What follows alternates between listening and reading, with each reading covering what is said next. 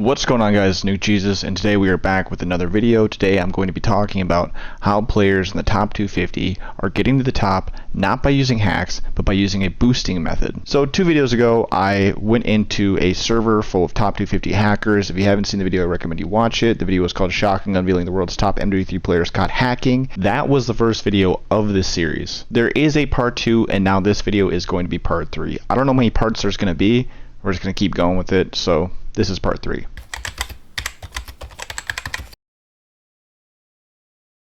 Now, a lot of people are probably going to be upset that I'm revealing this method on how to boost your accounts to the top of the world. I mean, I'm not saying just boosting it to the top 250, but this can be done to boost to the top of the world, to number 1, easily, very easily, 4,000 plus R every single day in ranked multiplayer. So how do we know this method that I'm about to expose to you can actually get you to number 1 in the world?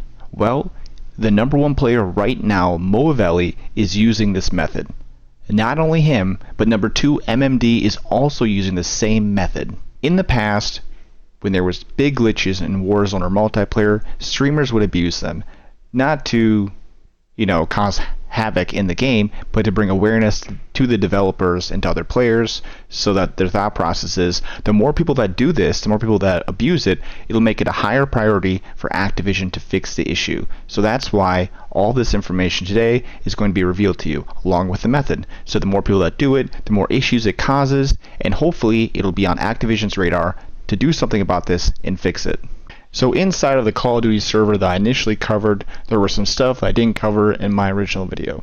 And it has to do with customers, and customers coming from different websites like 7 Sins in the tech game, along with customers that come from Discords like Bot Services and other servers that will pay upwards of $300 to $2,000 to reach a specific rank that they want to achieve. Whether that be iridescent or top 250, they will get you there in multiplayer ranked if you pay. And the only people that know the method of how to get these customers to top 250 or whatever rank they desire without putting hacks in their account are the very few individuals that were in the Call of Duty server at the very top. They kept the method very secretive and didn't release it to anybody else in the server, because if they did, it would start to spread like wildfire across the server, across these websites, Twitter, YouTube.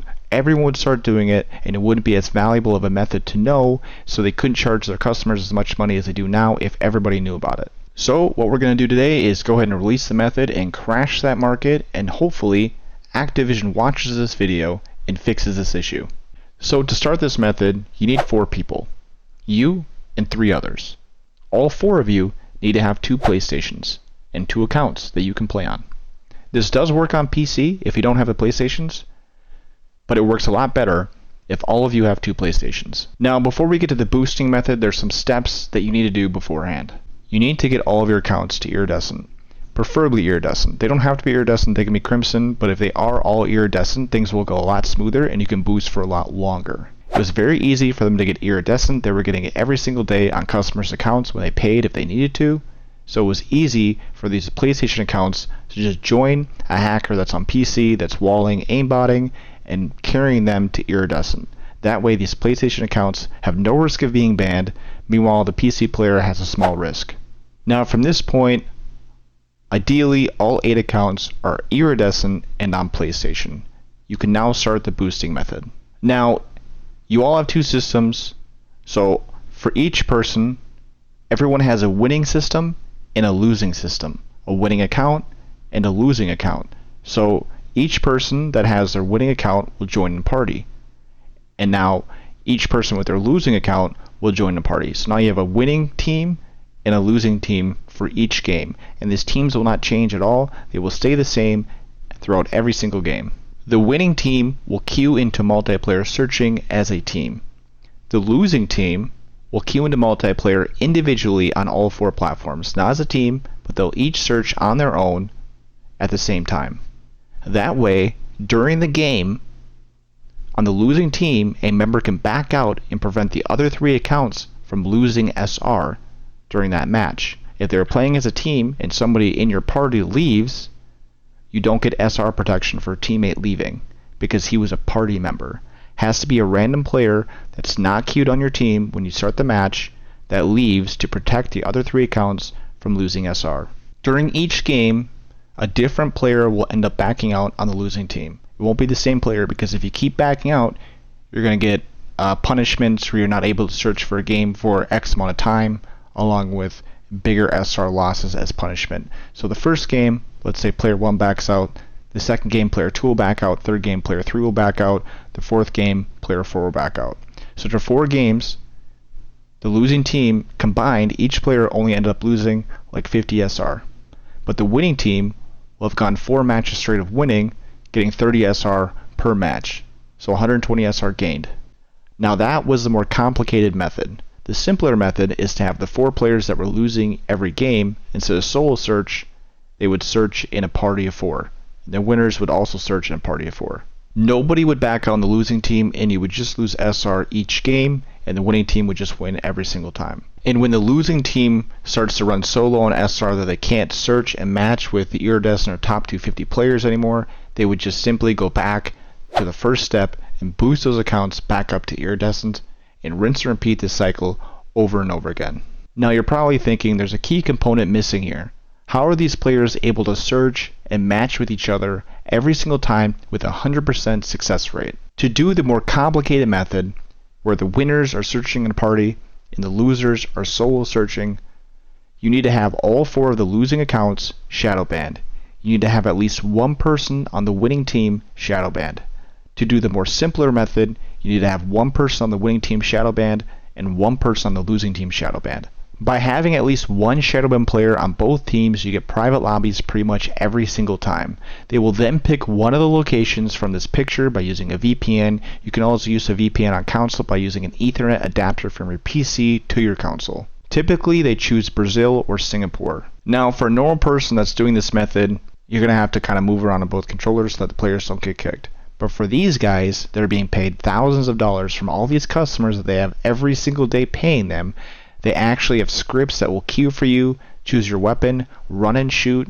So for these players that aren't using scripts, they're putting rubber bands on their thumbsticks and triggers so the character is moving around and shooting, and they can just focus on their main account and win the game as quickly as possible over and over again. So basically they just drain their losing accounts SR, but it's so easy for them to get back up to iridescent. They can get to iridescent easily in a single day, and the maximum loss from a losing game is minus 30 SR, meaning that to go from Eerie all the way down to Plat 3 where you can't match together anymore, you'd have to lose 4,500 SR. That's 4,500 SR you can give to your main account. Now if you think those methods are crazy, there's an even more advanced method that they're doing right now, and this is how they do it. They stack the winning team with 3 top 250s. These 3 top 250s are going to be boosting. The only accounts they're going to be boosting is those 3. They will then put a Crimson 3 who's about to be iridescent on the winning team. The losing team is 4 iridescents, all with 3 game SR protection. The winning team will win. The Crimson will now be iridescent with 3 game SR protection, and they will rotate him to the losing team, and one of the losing iridescents will then rotate to the winning team. And they will create this loop where every game a new iridescent from the losing team will rotate to the winning team, and it will be this perfect cycle where none of the players, those 5, the losing team plus the bonus guy in the winning team that's getting rotated in and out with the others, ever lose SR. They'll continuously get SR protection over and over again and never lose SR, and they can just farm these guys continuously, never ending, all day long as they want, and that's how you're seeing these massive gains in SR by Moavelli and MMD. Doing this method will get you 250 to 300 SR every single hour. So if you do this for 12 hours, you're getting 3,600 SR, or very close to 4,000. Now just to recap, these guys are all on PlayStation with crossplay off, using VPNs and Shadowban. It's how they're getting private matches every single time with a 100% success rate. So shadow banning, which is meant to deter cheaters and hackers, is now being used against Activision themselves to boost accounts to #1 in the world. And Activision is turning a blind eye and ignoring the fact these guys at the very top are doing this. In fact, they're not even being looked into. So the next time that you're looking at the leaderboard and you're wondering why the #1 player is 5 to 20,000 plus SR above the players below him, this is why. This is the method that they're using to climb to the top. And the worst part about this is that it's not detectable by the anti-cheat. The only way they can know that they're doing this is if they look at the leaderboard, see who's at the top, be like, hey, this guy's SR is sky high compared to everybody else's. Let's go and look at their previous games, see who they're playing with, see who they're playing against, look at their game history, but they're not doing that. They're doing nothing about it. And the pro players at the top are noticing Activision just needs to step up, do their job, and take care of this. They need to find some way to prevent this, maybe make it so you can't search when you're shadow banned in a ranked playlist. And if you're wondering what Moavelli and MMD's recent games look like, this is what they look like. You can also look at it for yourself at warzoneranked.com. The website does update in real time, but you're only able to go so far back in their game history.